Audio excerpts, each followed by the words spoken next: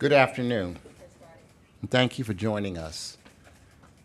Yesterday, as I mentioned, we delivered on a promise that we made last November, and that was that we would conduct an open, independent, and comprehensive investigation intended to get to the bottom of what happened here at Penn State, a series of events that have saddened us and have made us resolute that they will never happen again. We also heard lots of concerns expressed at that time that the investigation conducted by Judge Free would not be comprehensive, would not be independent, that it would in fact be more or less a whitewash.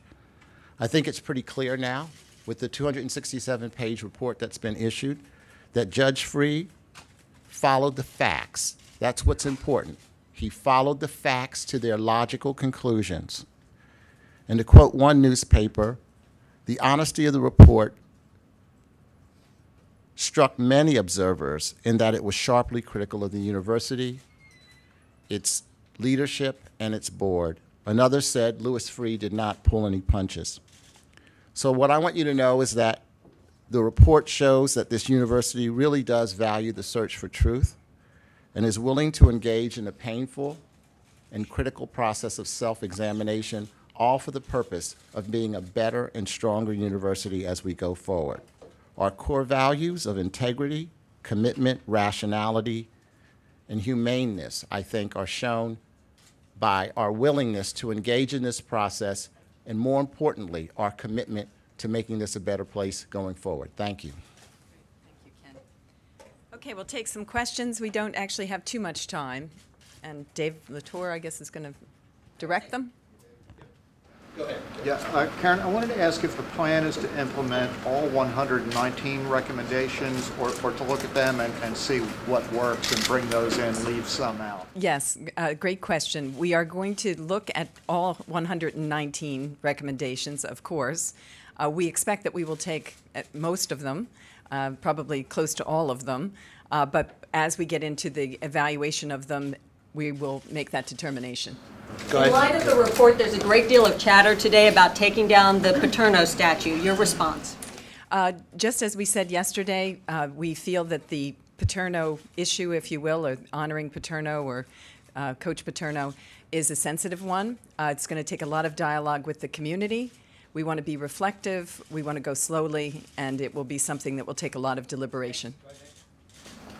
Get everybody. Knowing what you know now, has the board discussed any plan to recover any money paid to Paterno, Coach Paterno, after his contract was renegotiated last summer? Contracts are contracts, and no, there's no plan to do that. Mike? Obviously, the scene of the crime, of some of the crimes, was the Lash building. Is there any plan to renovate it, to like rip out the locker room and the shower areas and rebuild it? To try to start fresh in the Lash building? Yeah, that's actually not a topic that we've discussed. Rod, I doubt it, but there's been some modest discussion about some modest renovations there. There have been some substantial security changes that have been placed into the Lash building and other athletic facilities as well. Jan? I was wondering if there's any update you can give us as to the status of Dr. Spanier and Tim Curley's employment with the university yet. no, there's nothing that we can tell you about their employment. Dave? So that was my question. Why not? I mean, McQuarrie is no longer there. Jay Paterno is no longer there. Why hasn't Spanier been dealt with up until this point, especially knowing what you know now? Mm-hmm. Yeah, and it's just not something that we speak about publicly. Thank you. Jeremy? With the possibility of the NCAA sanctioning the university, what thought, if any, has been given to self-imposing sanctions in a preemptive measure? We'll have an opportunity to talk with the NCAA over the course of the next couple of weeks. The immediate task is to begin to respond to the November 17th letter that I received from President Emmert. And now that we have the Free report completed, we'll be in a position to respond to that letter. Dan? Yeah, President Erickson, President Field, when you took over, you vowed that there would be open and transparency and honesty with the free report, yet an assistant to Gary Schultz failed to disclose to the free investigators that she had removed some key Sandusky files from his office and delivered them to Schultz. Can you respond to that? I'm sorry, I didn't quite understand the question. In the free report, an assistant to Gary Schultz had removed some of his files and delivered them to him at his request and failed to reveal that to the free investigators. Were you aware of that? No, I wasn't. I'm aware of it now as part of the free report, and I had heard about it earlier. Yes, but obviously I wasn't aware of any of those materials. Will there be any action taken? That's an open question, open personnel matter. To Chairman Peets or Mr. Frazier, one of the statements that was put out today was from Penn Staters for Responsible Stewardship, and they're calling for faster, larger turnover on the board. Actually, they call for resignation of a lot of members, a lot of entrenched members.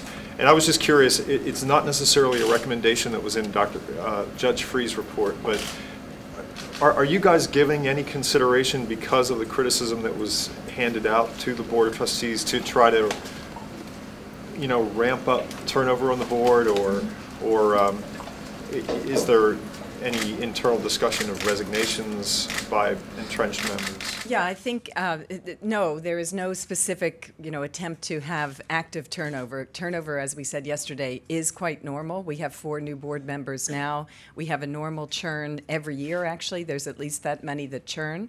We also just today enacted term limits that will go to 12 years from having been 15, and that also will cause some churn. There is a grandfathering back to 2003 for those who were on a term limit of 15 years. So I don't want to get you confused, but the new term limit is 12 going forward. Submitting or considering a voluntary? Not at this point. It's always possible. Can you explain again what you did today in light of the report? What did you do today? What did you vote on? What specifically are you talking about? What are the changes that you made today? We made several, actually. Just as I just said, we did term limits. We also decided to have a 30-minute open question period at the end of each board meeting. We also changed our audit function to be a direct report, if you will, to the board. And I'm trying to think if there were any others. We had a very large instance of outreach activities that were also reported on that are quite different. Next. Who will ultimately make the decision on things like the statue, the name on the library, the ice cream at the creamery? I mean, all these things that have honored Coach in the past. Is there a timeline, or when is that? Yeah, I think there is no timeline. It is a topic that we've expressed that it is sensitive, and it's something that's going to take a lot of deliberation, a lot of discussion with the broader Penn State community. So there is no timeline or deadline. It's not necessary, actually. Go ahead. Have you found out from Louis Free why the board members referred to in the report have had their identities protected? Yeah, I mean, if you might want to just talk about the rules of the road. Well, I think from the very beginning, it was Judge Freeh's intent, although he never stated this to me personally, to try to produce a report that did not have as many identifying features as it might have, because he did say to certain people when he interviewed them that he would preserve confidentiality to the greatest extent by law. We have not had that conversation since I saw the report yesterday. At some point, hopefully, I'll have a chance to talk to Judge Freeh, but we have not conversed, and therefore I can't give you the specific answer because we first saw the report yesterday. We got time for a couple more questions, Laura. Can you talk about the time frame going forward of how soon these recommendations will be put into place? You mentioned the September meetings and further action. Sure. So 2 things. Yesterday you heard about the university having a task force of 3 people, senior officials in the university, that will be working on all the recommendations. We've also decided to have a board oversight committee or task force, and so those 2 will be synced up on all of the core categories. Many of them will be human resources and culture. There'll be, I'm sure, compliance and ethics, risk management. We can pretty much tick off what they will be. And so both the university will be working on it, the board will be working on it. We plan to have an extremely transparent work plan so that we can report on it at every board meeting and we will also update it to our progress website. So anybody who wants to check on the status will be able to take a look at where we are in the implementation. Last two questions. Ann? Following up on that, is there a specific timeline, though, like you'd like to meet certain goals by X date? And is it possible just to give examples of one or two of those goals that you plan to address pretty quickly? Yeah, so the timeline would be that we'd like to have this structure all in place by the September board meeting.